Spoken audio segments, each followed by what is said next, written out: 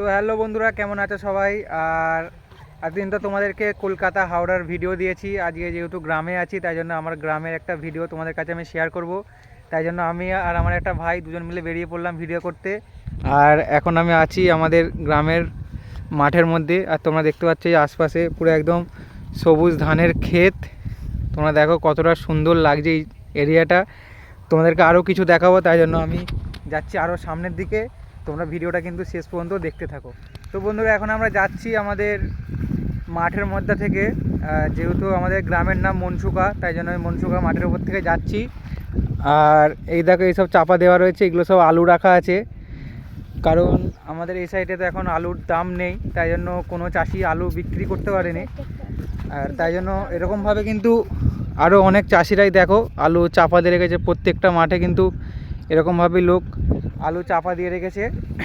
কারণ কেউ কেউ তো আলু কিনছেও না বা আলুর দামও নেই, তাই জন্য আলু কেউ বিক্রি করতে পারেনি। আর এরকমভাবে কিন্তু চাষিদের জীবন কাটছে, কারণ অনেকেই আছে জিনিস বন্ধক দিয়ে লোন তুলে চাষ করেছিল। আর তারপরেও কিন্তু আলুর দাম যদি এরকম থাকে, কীভাবে কি হবে চাষিদের? তাই জন্য কেউ আলু বিক্রি করতে পারেনি। এরকমভাবেই আলু সব মাঠে চাপা দিয়ে রেখেছে। আর কবে আলুর দাম বাড়বে কেউ জানে না। আর এরকমভাবে আমি যাচ্ছি এখন মাঠের মধ্যে থেকে। দেখি কত দূরকে যেতে পারি, কতটা ভিডিও তোমাদের সঙ্গে শেয়ার করতে পারি, দেখা যাক। তো বন্ধুরা, তারপরে আমরা মাঠ দিয়ে যেতে যেতে দেখলাম এইখানে একটা কাকা নাঙল দিচ্ছে। তোমরা দেখো, দেখতেই পাচ্ছ। এই হচ্ছে দুটো গরুকে নিয়ে মানে মই দিচ্ছে। আর এইরকমভাবেই কিন্তু আমাদের এখানে চাষের কাজ হয়। তোমরা দেখতেই পাচ্ছ, সবই তোমাদের কাছে যতটা পারছি আমি ভিডিওর মাধ্যমে তুলে ধরবো আমাদের গ্রামের মধ্যে কি কি হয়। আর তোমরা দেখো এইখানে এটা হচ্ছে এই যে বাদাম বাড়ি, মানে বাদাম যে চাষ হয়, এইগুলো হচ্ছে সব বাদাম গাছ, তোমরা দেখতেই পাচ্ছ। আর এখন যাব আমি আরও সামনের দিকে। ওই সেই দিকে সেই দেখা যাচ্ছে টাওয়ার, ওই টাওয়ারের ওইখানে আছে নদী। আর এখন আমি যাব নদীর ওইখানেই, দেখি কতক্ষণে পৌঁছাতে পারি। আর তোমরা ভিডিওটা কিন্তু শেষ পর্যন্ত দেখো। তারপর যেতে যেতে আরও একটা জিনিস আমরা দেখে ফেললাম। এই হচ্ছে সর্ষে গাছ। সর্ষে গাছ সব ঝেড়ে, মানে সর্ষেগুলো বার করে রেখে গাছগুলোকে সব ফেলে রাখা হয়েছে এখানে জ্বালানোর জন্য। মানে জ্বালানির কাজে সব এইসব কাঠগুলো লাগবে।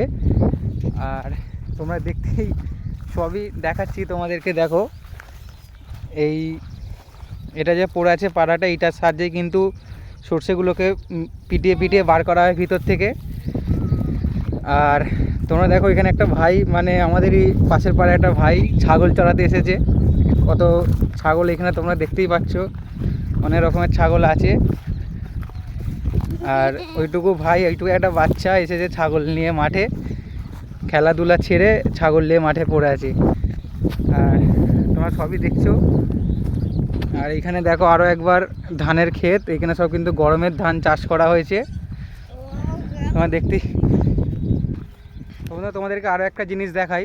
জিনিসটা হচ্ছে যে এই যে তোমরা এই জিনিসটা দেখতে পাচ্ছ, এটাকে আমরা এখানে কক বলি। মানে এইখান থেকে হচ্ছে সেন্টার থেকে জল দেয়। আর এই জল কিন্তু প্রত্যেকটা মাঠে মাঠে আমাদের এখান থেকে জল দেওয়া হয়। এইটা কিন্তু এই জন্যই প্রত্যেকটা জায়গায় জায়গায় করে দেওয়া হয়েছে। আরও আছে, ওই সব জায়গায় আরও আছে। আর এখানে এটা আছে, এটা যেহেতু ফাঁকা জায়গায় আছে, তাই জন্য তোমাদেরকে দেখাতে সুবিধা হবে বলে এটাই করলাম। আর এখান থেকে কিন্তু জল প্রত্যেকটা মাঠে মাঠে জল দেওয়া হয়।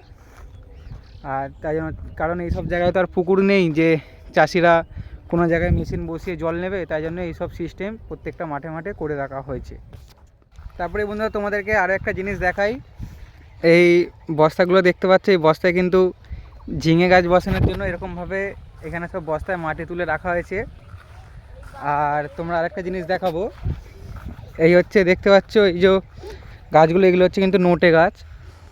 আর এই নোটে গাছগুলো এখানে চাষ করা হয়েছে একটাই কারণে, এর বীজ বার করার জন্য, দানা। কারণ এর বীজ বার করে আরও দোকানে বিক্রি করবে, বিক্রি করে আরও নোটে গাছ তৈরি করার জন্য এখানে এগুলো চাষ করা হয়েছে। আর এখন আমি মোটামুটি আমাদের নদীর বাঁধের সামনাসামনি চলে এসেছি।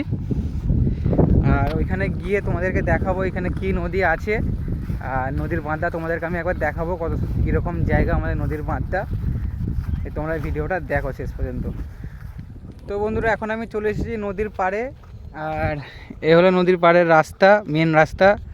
আর তোমরা এই সাইডগুলো দেখতে পাচ্ছ যে এরকমভাবে করা আছে সব ঢালাই, কারণ আর এই হচ্ছে নদী, ঠিক আছে।